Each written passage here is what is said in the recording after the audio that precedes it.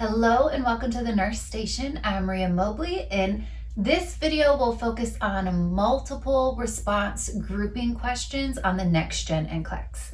So, as always, I'm excited to explain the scoring model to you because the scoring model determines your strategy for the style of question. So before we get to the style of question, I want you to review your data. And of course, the NCLEX will allow you to see the data when you're answering questions. So what I want you to do is take a picture, because I do have to flip my board. So go ahead and take a picture real quick, and then we'll look through the data. So the Next Gen NCLEX is more lifelike, right? You could be clicking a tab right here for your nurse's notes and a tab for your vital signs like we do in real life. We sift through charts, we sift through data to get our assessment and then identify if there's a problem. So the nurse is caring for a 24-year-old female client admitted to the med-surg unit post-appendectomy. I want you to get into the habit when you're sifting through data, you need to focus on what it's trying to show you is wrong, right? If it's all normal, don't focus on that data. You want to focus on what is not normal according to your diagnosis or your situation. So your topic is post-op client, more specifically post-op abdominal surgery, appendectomy, okay? So at 07:30, they return from the PACU. They're alert and oriented. Don't focus on that. That's normal. The client is restless and agitated. That's not normal. Anytime there's a change in behavior, you need to see what's going on. So the client is restless and agitated. That's important to take hold of. They report abdominal pain 7 out of 10. And yes, you could say that's normal for abdominal surgery. However, should we help them? Yes, you need to take this into consideration. 20 gauge peripheral IV in the right forearm, dressing clean, dry, and intact. That's normal. Don't worry about it. Client NPO with normal saline infusing at 125 milliliters per hour. Always pay attention to infusion rates, right? Sometimes they can be too high, and we're concerned about fluid volume overload. This is a normal infusion rate. Traditionally, we can have fluids infusing 75 to 125 milliliters per hour. When we start getting 150 mLs per hour and above, you should be thinking that's a high infusion rate. But this is normal, with an order to advance diet as tolerated. So they had surgery, they're NPO right now getting fluids, but we can advance their diet if they tolerate it. Abdominal incision dressing intact with 4 centimeters of dried blood noted. 4 centimeters, that's normal, okay? That's nothing to focus in on. And then the abdomen is soft with hypoactive bowel sounds. Let's think about the surgery they just had. They just had general anesthesia, which reduces everything. We want a soft, non-distended abdomen. And after surgery, isn't it normal for the bowel sounds to be hypoactive? So we're not seeing anything concerning with their abdomen. This is normal, especially post-surgical. Let's see. Your client is due to void at 10, and the mother is with client. So it's 07:30 now, your client's due to void at 10. They're not showing any signs of urinary retention, nothing like that, so we still got time for them to pee. Look at your vital signs and note anything that could be abnormal. I would focus in that respiratory rate is slightly elevated, and look at this pulse ox. Not saying that you necessarily can do anything about it, but keep an eye on it. All right, so you looked through your data, and also note at 7:45, the pain increased from 7 to 9. So you looked at your data, and now you have to do your question. And again, I want you to focus on potentially what is going on, right? The abnormals of the problem is going to, or let me put it this way. Any change, anything that is not a manifestation or traditional for the situation, that's what you hone in on, because that's going to give you your answers, okay? So everything I underlined is what me, a nurse with, I can't remember, 15 or 16 years experience now, this is what I would look at, okay? So let's look at a multiple response grouping question. So I have your rules right here. Your scoring model, you see the scoring model, you get a point for your correct answers, and you get a point taken away for your incorrect answers when you see this style scoring model. Shows you your strategy. So if you look back at my past video on select all that apply questions, your strategy anytime you see this model of scoring or know that it's this style of model is to not guess. You get a point taken away for every wrong answer. So go with what you absolutely know so you don't lose unnecessary points, okay? When you get multiple response groupings, you have groups, right? We have a body system. So respiratory, GI, GU, and pain. And we are going to treat each group as its own select all that apply. With this style of question, you can have a minimum of 2 groups and a maximum of 5 groups.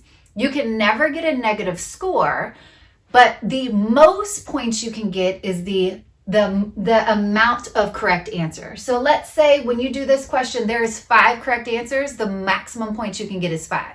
You can never go to a negative score. And I'm going to show you how to tally up this style of question. So let's read it. For each body system, select at least one nursing intervention that would be appropriate to include in the plan of care. Each body system may support more than one intervention. And there could be a note such as this that makes you select at least one, okay? Meaning you can't leave it blank for any of the groupings. So we know it's a post-op client. We focused in on what we thought was abnormal, and let's pick appropriate actions. So for respiratory, and I want you to actually pause the video for a second, do it on your own, and then I'll tell you how I would solve it. Okay, for respiratory, is it appropriate for a post-operative client to encourage them to cough and deep breathe? Absolutely. I would pick this question, this answer choice. Is it appropriate for you to apply oxygen via nasal cannula with a pulse oximetry of 94% on room air? That's not appropriate. It has not met the criteria to apply oxygen. Traditionally, the gold standard is apply oxygen with pulse ox drops less than 90. Unless your question indicates, sometimes we have patients we have to maintain, for instance, above 92%. Unless the question shows you that as a physician or healthcare provider order, it doesn't meet your standard. It also doesn't meet a standard to request albuterol treatment. Okay, they're not showing any signs of respiratory distress that would require a bronchodilator. Now for GI, is it good to encourage a post-op client to ambulate? Always. Unless you see an order for bed rest, you get post-op clients up and walking. It improves everything, respiratory health, GI function. It increases peristalsis. It helps urinate. Walking is wonderful post-op. So we're going to encourage this. Offer clear liquids as tolerated. They were NPO with fluids infusing and a diet to advanced diet as tolerated, right? So NPO, the next diet is clear liquids. This is absolutely appropriate. If you're going to say that their abdominal function is not ready yet, their abdomen is soft and they have bowel sounds, right? It's not showing you any problem yet. I understand they're hypoactive, but that's normal, especially post-abdominal surgery. So I would pick this, okay? Request a laxative. You don't have any indication that they have any type of constipation or abdominal distension, so that's not appropriate. Administer a fluid bolus. For genitourinary, there's no reason. It's not showing urinary retention. It's not showing that they're dehydrated. It just said due to void at 10. So that's not appropriate. Assist the client to void is always appropriate post-operative, and perform a bladder scan. So if you took this question, all right, or let's say you're like, oh, should I perform a bladder scan? Should I not? I would not have picked this question, this answer choice, but I'm going to pick it just so you can see how the scoring would work. That's why I don't want you to guess. So if you guess and you're like, oh, it doesn't hurt to perform a bladder scan, you're right. I'm not saying you're wrong, but is there any indication to perform a bladder scan? I'm not showing any sign of urinary retention. There's no bladder distension. They're not past their due to void time. They're not saying they even feel like they have to void, right? There's no indication to try to gather more data and see how much urine they're holding on to. I would not pick this answer choice. So if you did guess and you weren't absolutely sure, I'm going to show you why you should not guess on these questions. Just pick what you absolutely know. For pain management, administer IV morphine. I'm going to say absolutely yes. Their pain right now is 9 on a scale of 1 to 10. So would PO acetaminophen work for them? No. They need to have some IV medication.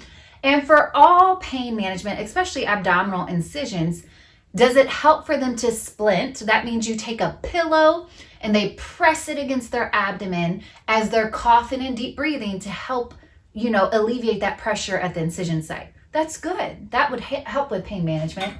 So I would take this. So let me show you how to calculate your score and why I don't want you to guess on multiple response questions. Again, AKA select all that apply or select all that apply grouping, because if you guess, you lose a point for wrong answer. So here, you treat each one as its own multiple response question. So its own select all that apply. So I got 1 point here because I got the answer correct. Here, I got 2 points because both of these answers were correct. Here, I got a point. I got +1 for here, but I got -1 for here. So I got 0 points for that section. And right here, I got +1. So with answering my question this way, I got 1, 2, 3, 4 possible points. But the maximum I could have gotten was 5. So like I said, right here, if you had not guessed, right? Let's say you weren't sure about the bladder scan and you didn't take it, you would have gotten a point for your absolute correct answer, the one you know is absolutely correct, and you would have gotten your maximum points. So again, this is just for learning and growth. I'm so excited for y'all because this more mimics what we do in real life.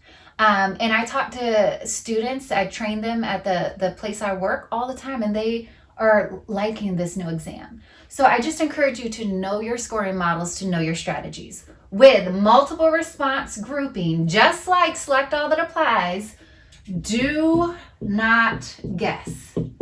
That is a strategy I encourage for you. But again, the more you practice, the more you take questions, you'll develop your own way. As always, take care. And if this helped you, please help somebody else.